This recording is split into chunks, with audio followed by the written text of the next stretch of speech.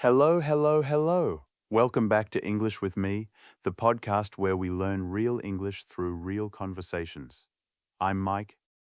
And I'm Rebecca. So glad you're joining us today wherever you are in the world. We really mean that.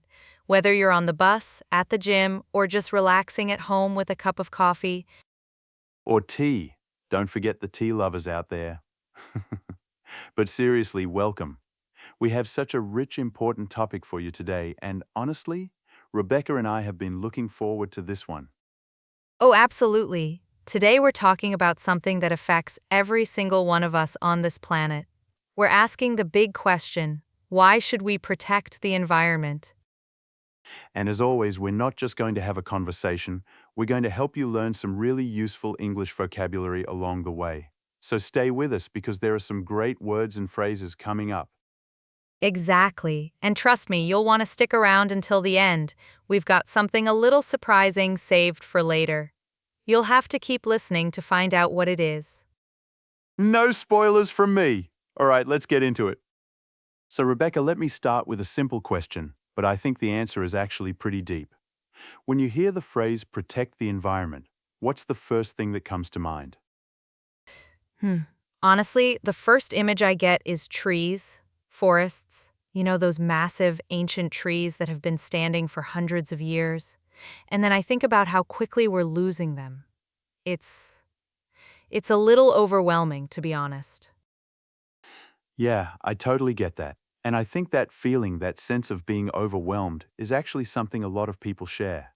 The environment is such a vast topic, right? It covers everything from the air we breathe to the oceans, the soil, the wildlife. Right. And I think that's why some people don't even know where to start. It feels too big, too complicated. Exactly. But here's the thing, and this is something I really believe. Understanding why we should protect the environment is the first step. Once you understand the why, the how starts to make a lot more sense. Oh, I love that framing. So let's break it down. And listeners, as we go, pay attention to the vocabulary we use. We'll explain key words and phrases as we go along. No need to hit pause, just relax and listen.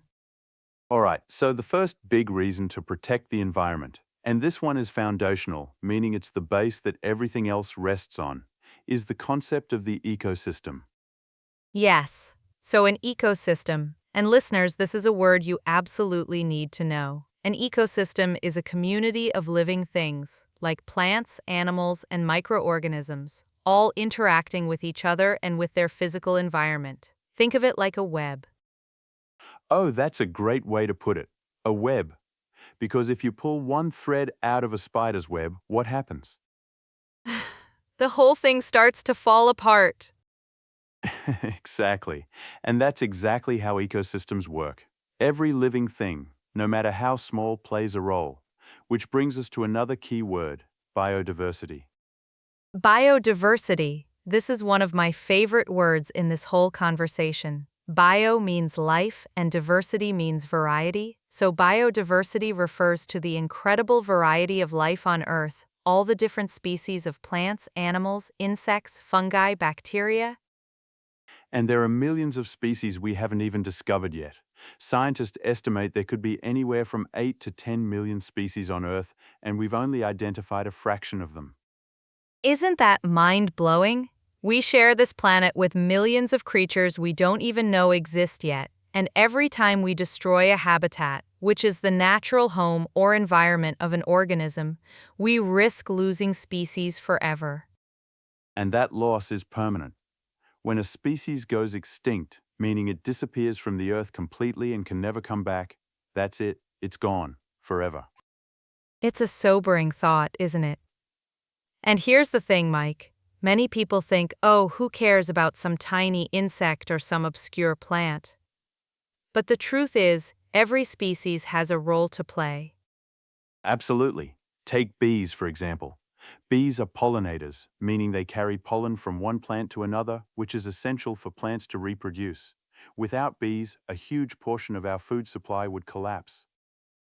And yet, bee populations around the world are declining rapidly because of habitat loss, pesticide use, and climate change.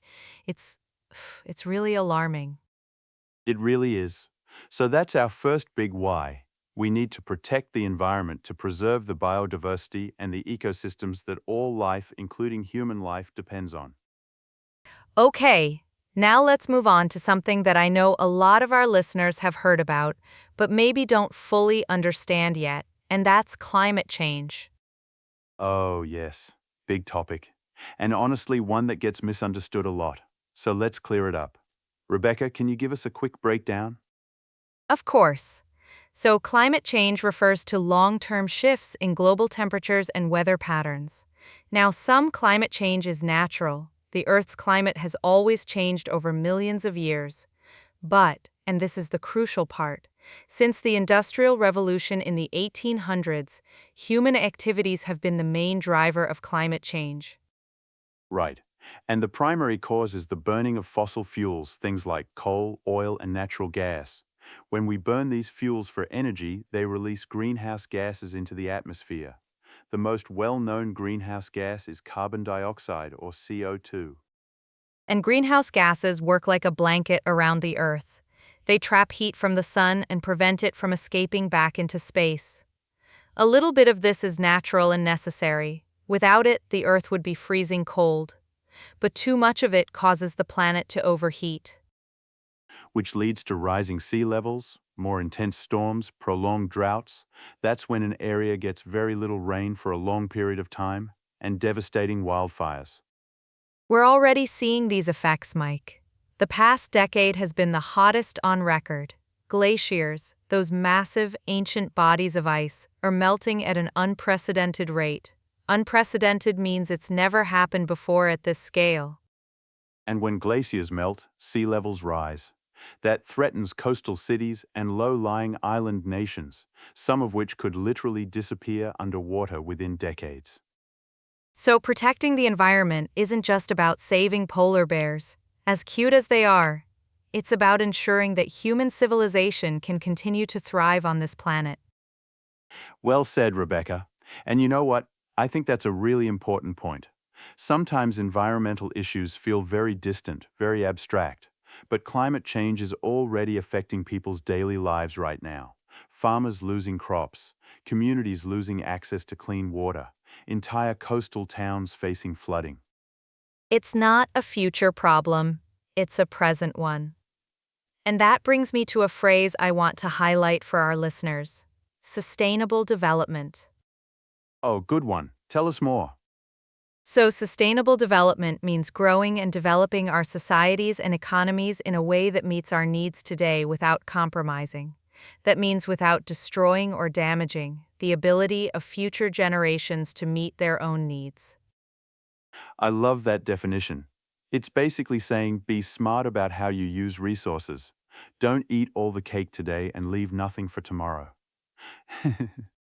That's actually a perfect analogy. Don't eat all the cake.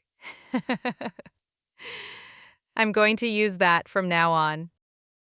All right, let's pivot. That means shift or move to something very personal, our own health.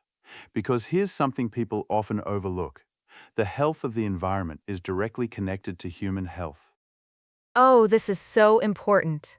Can you imagine the air you breathe, the water you drink, the food you eat? All of it comes from the environment. If the environment is polluted, your body is affected. Air pollution alone is responsible for millions of premature deaths every year globally. Premature means happening before the expected or natural time. So these are people dying earlier than they should because of toxic air. And it's not just the elderly or sick people who are at risk. Air pollution affects children's lung development, increases the risk of heart disease and stroke, and can even affect cognitive function, meaning how well your brain works. Wow, I didn't know about the cognitive function link. That's really striking.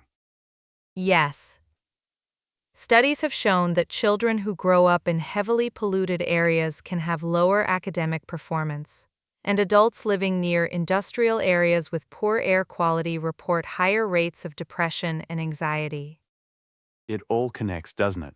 The environment, our bodies, our minds, and then there's water. Clean water is something many of us take for granted, meaning we assume it'll always be there without thinking about it. But water scarcity, meaning a serious lack of clean fresh water, is a growing crisis. Billions of people around the world already struggle to access safe drinking water. And as pollution and climate change worsen, that number is only going to grow. Which is why protecting watersheds, the areas of land that drain into rivers, lakes, and reservoirs, is so critical. When we destroy forests and wetlands, we lose these natural water filters. Wetlands, another great vocabulary word. Wetlands are areas of land that are saturated with water, like swamps, marshes, and bogs.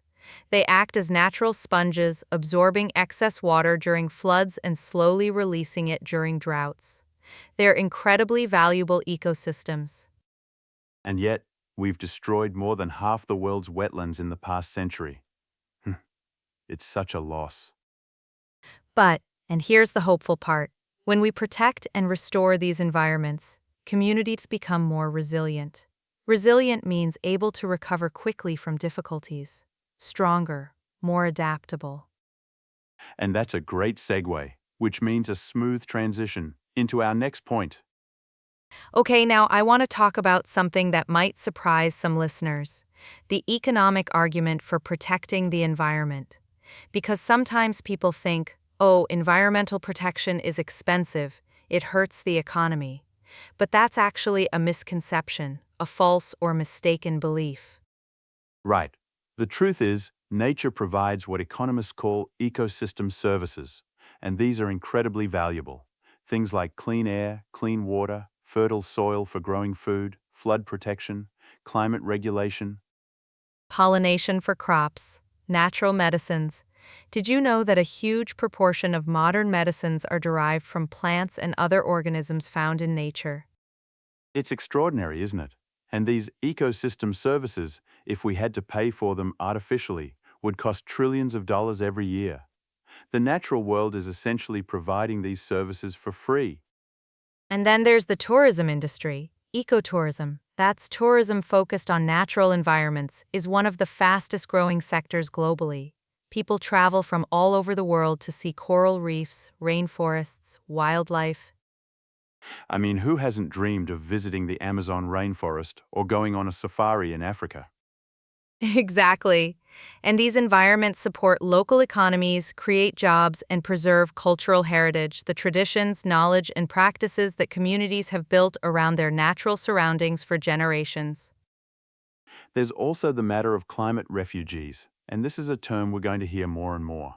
A climate refugee is someone who is forced to leave their home because of environmental changes, rising seas, desertification, which is when fertile land turns to desert, or extreme weather events. The United Nations estimates that by 2050 there could be over 200 million climate refugees worldwide. That's an enormous social and economic challenge for the entire global community. So protecting the environment isn't just the nice thing to do, it's the smart thing to do, the economically responsible thing to do, the humanitarian thing to do. Absolutely, Mike. And I think that's such a powerful reframe, another great word, meaning to look at something from a new angle or perspective. Protecting the environment is not a burden, it's an investment. All right, we've talked about why, and it's a pretty compelling list, right? Biodiversity, climate stability, human health, the economy. Now let's get practical. Because I know some listeners might be thinking, this all sounds great, but what can I actually do about it? Yes, this is my favorite part. Because the truth is, individual actions do matter. And here's something important, you don't have to be perfect to make a difference. Thank goodness. Because I definitely still use plastic sometimes, and I'm not proud of it. Oh, same. Nobody's perfect. But the idea is to be conscious, meaning aware and thoughtful about your choices, and to make progress, not achieve perfection. So, what are some concrete steps people can take? Let's walk through a few. Okay, first, reduce, reuse, recycle. You've probably heard this before, but it's worth repeating because the waste crisis is real. Every year, humans produce more than 2 billion tons of solid waste. Reducing what you throw away makes a genuine difference. Second, be mindful of your carbon footprint. A carbon footprint is the total amount of greenhouse gases that your activities produce. Things like flying, driving, and eating meat all contribute to your carbon footprint. And I want to add, it's not about never flying or never eating meat again. It's about being aware and making more sustainable choices where you can. Maybe fly less, eat more plant-based meals a few times a week, choose public transportation when possible. Third, support environmental organizations and policies. Vote for leaders who take climate change seriously. Support businesses that have genuine sustainability commitments. Your voice and your wallet both matter. And fourth, educate yourself and talk about it. Share what you learn, have conversations like this one. Because the more people understand these issues, the more pressure there is on governments and corporations to act. And fifth, connect with nature. Spend time outdoors. Go to a park, a forest, a beach.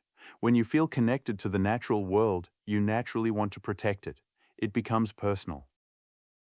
I love that one. There's actually a word for that feeling, biophilia. It comes from the Greek words for life and love. The idea that humans have an innate meaning built in, natural love and affinity for the living world. Biophilia. What a beautiful word. And it's true, isn't it? Even the most urban, city-dwelling person feels something when they walk through a forest or sit by the ocean. Something deep and peaceful, like coming home. You know, Rebecca, we've covered a lot of ground today, pun intended. But if you had to distill, meaning to reduce to the most essential point, all of this into one single message, what would it be? I think it would be this. We are not separate from nature. We are nature. The environment isn't something out there that we need to save for someone else. It's our home. It's our life support system. And when we protect it, we protect ourselves. That's beautifully put. I completely agree. And I'd add, it's not too late. That's something I feel really strongly about, because despair, that feeling of hopelessness, can be paralyzing. And we can't afford to be paralyzed right now. Exactly. There is so much incredible work being done. Renewable energy, solar, wind, hydro is growing faster than ever before. Deforestation rates in some regions are decreasing. Young people around the world are leading powerful movements for climate action. Scientists are developing new technologies for carbon capture, removing carbon dioxide from the atmosphere. Cities are redesigning themselves to be greener, cleaner, more livable. And on a personal level, every conversation you have, every choice you make, every dollar you spend consciously, it all adds up. It all matters.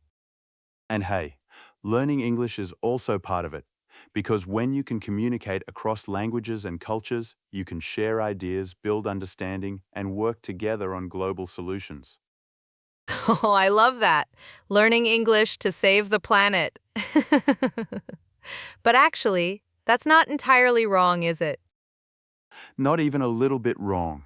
All right, listeners, before we wrap up, let's do a quick vocabulary recap, because that's what English with me is all about. Okay, here are the key words and phrases from today's episode, and as I go through them, see if you can remember where we used each one. We talked about ecosystem, the community of living things interacting with each other and their environment.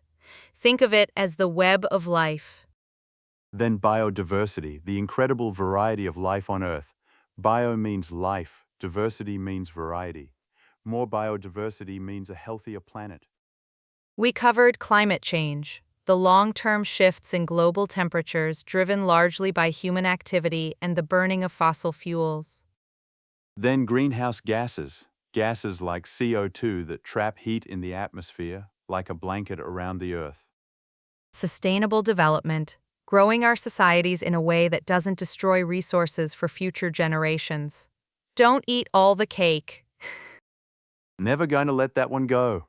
We also talked about ecosystem services, the free, invaluable services nature provides like clean air, clean water, and pollination. Water scarcity, a dangerous lack of clean fresh water. Wetlands, water-saturated land areas that act as natural sponges and filters. Resilient, able to recover and adapt.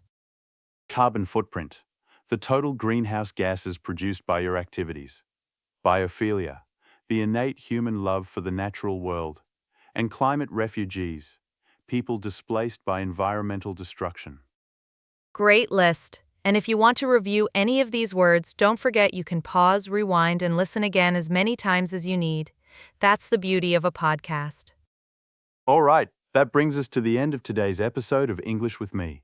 Rebecca, this was such a fantastic conversation. I genuinely feel more energized about this topic after talking with you. Same here, Mike. And listeners, thank you so much for spending this time with us. Remember, every minute you spend listening to English is a step forward in your journey. You're doing great. If you enjoyed today's episode, please subscribe, hit the like button, and share it with a friend who's also learning English. It means the world to us and it helps our community grow. And leave us a comment. We love hearing from you. Tell us, what do you do in your daily life to protect the environment? We'd love to know. And we promised a surprise, didn't we, Rebecca? We did? Okay, here it is. Next episode, we're going to talk about technology and the future. And we'll be doing a special role play section where Mike and I act out a real life conversation so you can practice your speaking too. Oh, I can't wait for that one. So make sure you're subscribed so you don't miss it.